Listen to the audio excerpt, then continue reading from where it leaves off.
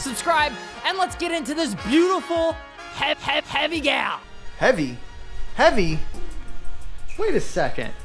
I'm like 20 seconds into this video and I'm already seeing red flags. I mean, 3,400 pounds is heavy? I mean, at most they're like 3,500. Let's carry on with this video because I need to sit back down. I'm Alex.Martini with 2 underscores on Instagram, and today we're talking about how to modify the Nissan 300ZX. Yep, you heard him. That's Alex Martini, and this is Billy Bill. I'm kind of a little bit of a 300ZX specialist, you could say. I'm not gonna self-proclaim myself as anything, but I do apparently know more about this car than this guy does. So I'm going to set some things straight because this video really needs some help. Let's get it.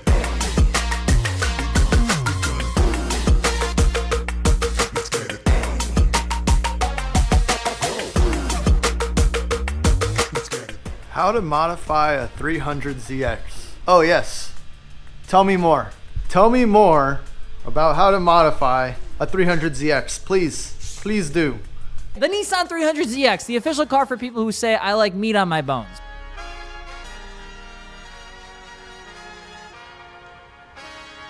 If we're being honest here, I don't even know what that means. I mean, are you calling us muscleheads? Because I am definitely not a musclehead by any means. I mean, look at these scrawny arms. But I would say that's irrelevant, just like most of this video. You had HKS making super sick versions called the SR71.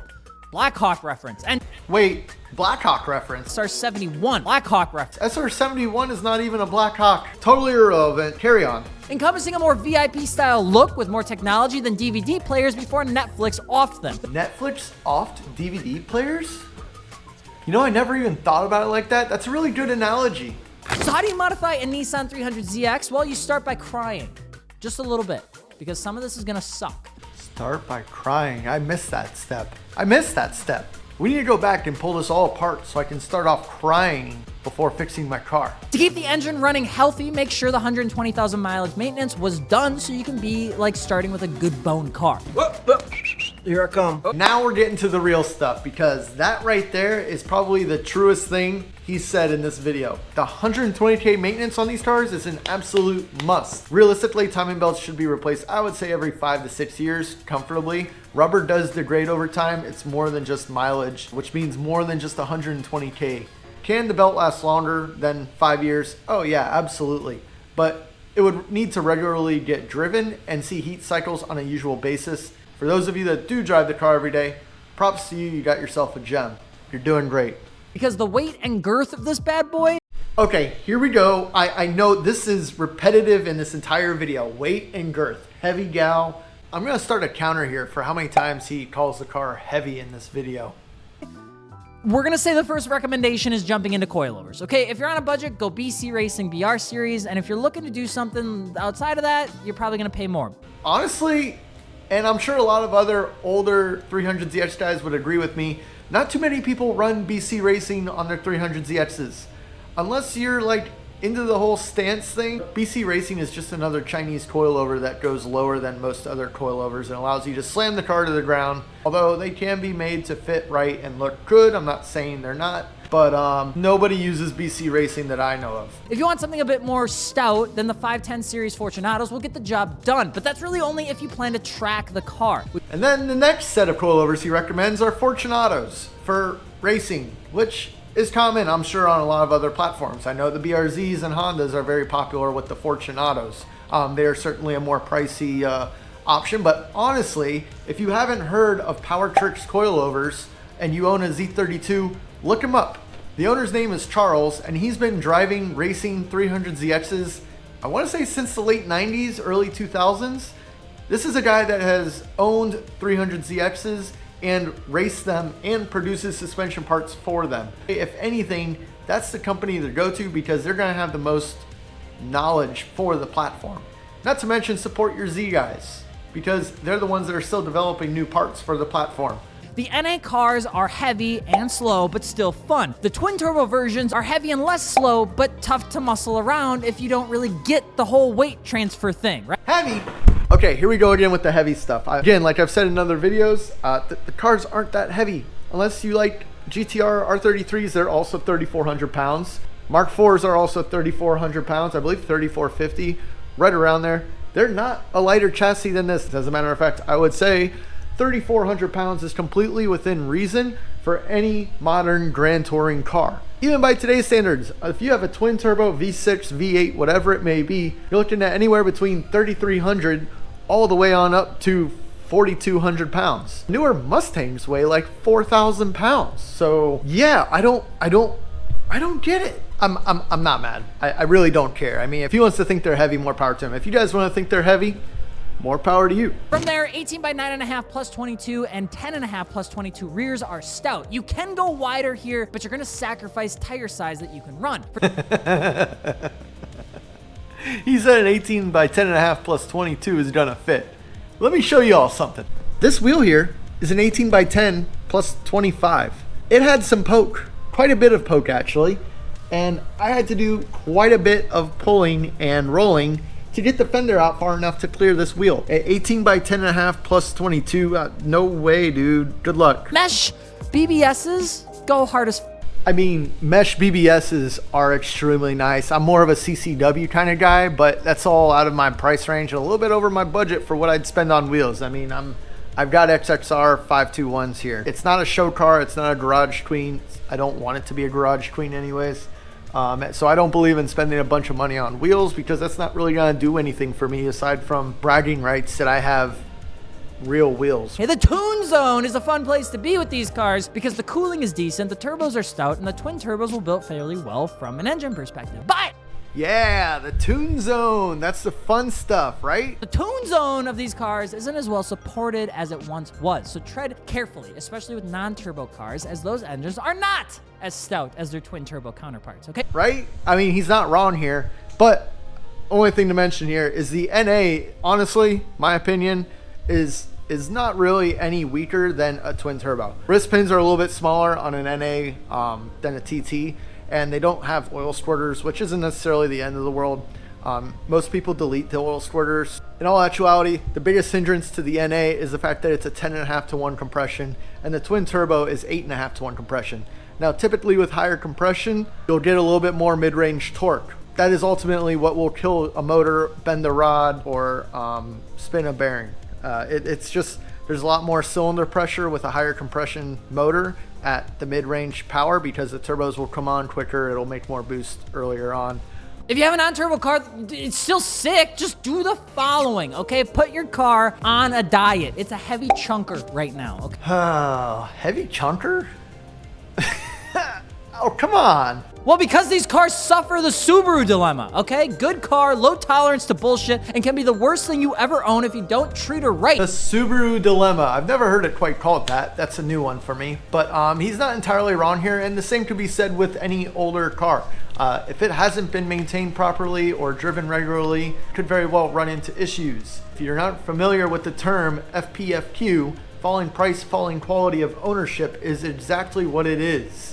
These cars have dropped so much in value that the people who buy them can't necessarily afford to maintain them or do the proper repairs necessary to get them up and running as they should, which is why you see so many Toyota Supras and Skyline GTRs with all these thousands and thousands of dollars worth of parts thrown into them, and they're all pristine looking because the owners have a lot of money to just throw at the cars. Paint sucks to repair on these cars. If it's faded, it's staying faded forever. Okay, if the paint's faded, you can repaint it. It's not really rocket science. It's paint. This paint is the same as that paint. If it's faded, you can repaint it. Number 3, alternators go out every 50,000 miles like a broke college kid on a Friday night. The alternator thing, I don't really understand what he means by that. Are alternators a problem with these? I've never actually heard that before. The biggest problem I can see with the alternators is the fact that the power steering pump is above the alternator. And what could happen is if your hoses and lines aren't maintained properly, or if you have a leak and you don't fix the leak right away, all the power steering fluid will drain out of the power steering pump and go directly onto the alternator, which could prematurely cause your alternator to fail. That means that people are not maintaining their cars and replacing the rubber as needed to keep the alternators working as they should. But hey, what do I know? Number 4, clutch bearings go out and sound wildly loud. Okay, clutch bearings. I think I understand what he's talking about here, which probably the throwout bearing, the clutch throwout bearing that is. So clutch throwout bearings aren't really the problem. Every other 5-speed transmission that I've actually had anyways, so I've been through 5-speed transmissions, I know what the problem is. The input shaft bearing whines. If the clutch whines when you depress the clutch, that's your throttle bearing. If it whines when you release the clutch, it's probably the input shaft bearing or some sort of bearing within the transmission. I put 700 horsepower through a 5-speed that whined like crazy, which is exactly why, well, part of the reason why I switched to a T56 Magnum and my Z32 behind me. It's been known that turbo models before January of 1990 and NA cars before July of 1990 had defective valves that are just kind of goofy and they just unscrew themselves, causing catastrophic failure. Defective valves that just unscrew themselves. I don't even know what that means. And he's talking about the VTC. At least that's what the picture is that he has here. The VTC in the early model cars had problems. I don't necessarily want to say that they unscrewed themselves, but there was a lot of play or slop in it and they would get really noisy and rattly over time. So the factory actually updated it to these newer VTC gears that I'll display here. You can actually update your car to the newer VTC gears and VTC spring as displayed here. It was an option from the factory. I believe there was a service bulletin or recall of some sorts, but it wasn't a big deal. I don't think anybody had any big issues with dropping a valve.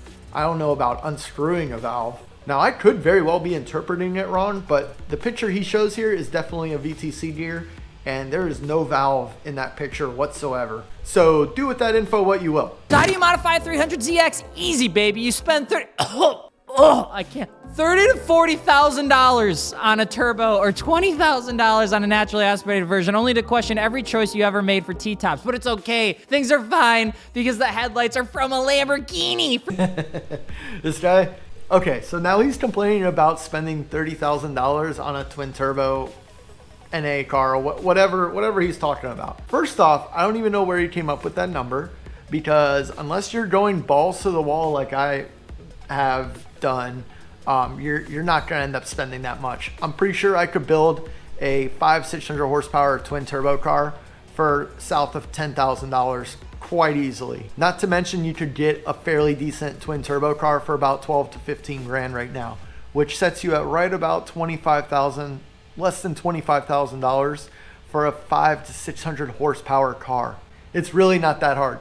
Because the car's so goddamn heavy. Say it with me. If it helps me with weight, I must purchase it. Heavy gal. Because the weight and girth of this bad boy, the NA cars are heavy. It's a heavy chunk right now. All in all, I'd say it's a great video, but the information just needed some tweaking and needed to be a little bit more accurate. As for the car being heavy, look, it's exactly like I mentioned in my other video.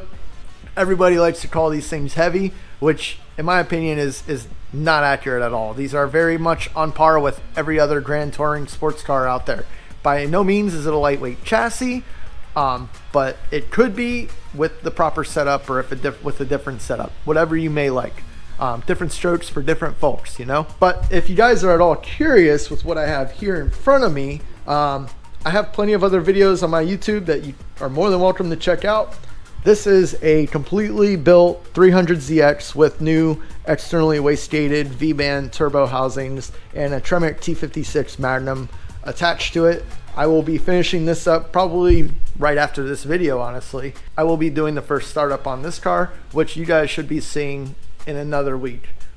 Sorry, you're gonna have to wait for that one, but we're getting there. Just wrapping this car up, and this thing's gonna scream. It's gonna be awesome. I do also specialize in other cars, such as the Honda CRX back there and the BRZ. I have videos of those cars on the YouTube as well. If you want to check it out, click the link up in the top corner and head over to the channel. But that's gonna do it for today, y'all.